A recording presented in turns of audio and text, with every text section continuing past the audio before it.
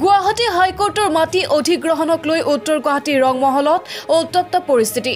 কামৰূপ জিলাৰ আয়ুক্ত অতিৰিক্ত আয়ুক্ত মণ্ডল কানুনকে ধৰি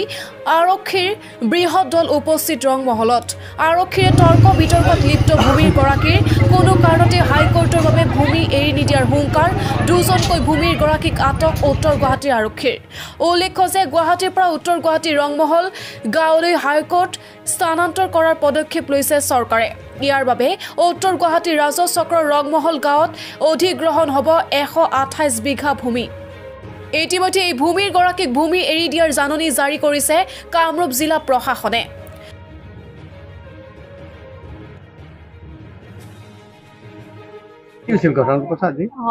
আজি মানে এবছৰ ধৰি আমাক মানে কৈ আছে হা মানে আপোনাৰ মানে জুখিব আহে মানে এনেকে জুখিব আহে আৰু এদিন যেতিয়া জুখিব আহিছিলে ফাৰ্ষ্ট তেতিয়া মানে আমাক কোৱা নাই মানে দৰ্জাখন খুলিছে আৰু ডাইৰেক্ট জুখিব আহিছে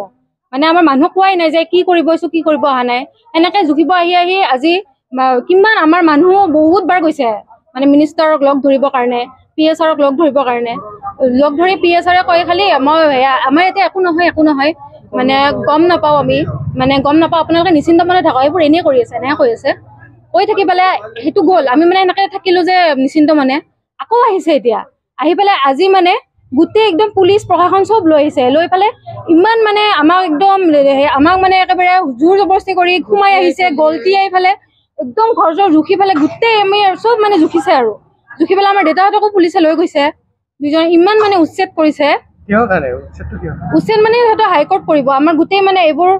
মানে মানুহৰ মানে ঘৰ বাৰী ভাঙি পেলাই আমাৰ ঘৰৰ পিছফালে হ'ব কিন্তু আমাৰো মানে ঘৰ মাটি গোটেই একেবাৰে ভাঙি পেলাই এডোখৰ মানে গোটেই আৰু একদম হাইকোৰ্ট নিবিচাৰো নালাগে এনেকে মানে মানুহক অনিষ্ট কৰি পেলাই এনেকে হাইকোৰ্ট এনেকুৱা হাইকোৰ্ট নালাগে মানে যদি মানুহখিনিক বচাই পেলাই হাইকোৰ্ট কৰে আমিতো আগতে এইটো কৈছিলো যে যদি মানুহখিনিক বচাই দিয়ে তেতিয়া আমাৰ হাইকোৰ্টলৈ একো নহ'ব একো নাই আমিতো ভালে পাওঁ ভাবে আহি ইয়াতে আমাক মানে গোটেই মাটি জোখমাখ কৰি লৈ গৈছে আমাৰ হাজবেণ্ডক উঠাই লৈ গৈছে ওচৰ ঘৰৰ মানুহজনক তেওঁলোকক বলপূৰ্বকভাৱে মানে মাৰ ধৰ কৰাৰ নিচিনাই বুলি ক'ব পাৰি তেনেকে বলপূৰ্বকভাৱে তেওঁলোকক উঠাই গৈছে লৈ গৈ তেওঁলোকে জোৰ জবৰদস্তি আহি আমাৰ ইয়াতে মাটি জোখমাখ কৰি থৈ গুচি গৈছে মানে আহিছে মানে চৰকাৰী কামৰূপ জিলা প্ৰশাসনৰ তেওঁলোক কোন বিষয়ববীয়া আমি ইমান দূৰ ধৰক নাজানিম হঠাৎ তেওঁলোকে যিহেতু একো আমাৰ লগত আলোচনাই কৰা নাই হঠাৎ আহিছে আমি কেনেকে গম পাম বহুত আহিছে পুলিচ মিলিটাৰী সব ভৰ্তি কৰাই দিছে তেনেকে অৰিজিনেল মিয়াদী পট্টাৰ মাটি হয় আমাৰ অৰিজিনেল আমি স্থায়ী বাসিন্দা ইয়াতে 25 বছৰ হ'ল ইয়াতে আমাৰ 2.5 বিঘা মান হ'ব আৰু প্ৰথম আমি যেতিয়া মানে মানুহৰ মুখে মুখে গম পাইছিলো কোনোটো নটিচ আজিলৈ নাই গম পাইছিলো তেতিয়া যে তেওঁলোকে ক'লে হাইকোৰ্ট হ'ব মেপ এখনো ওলাইছিলে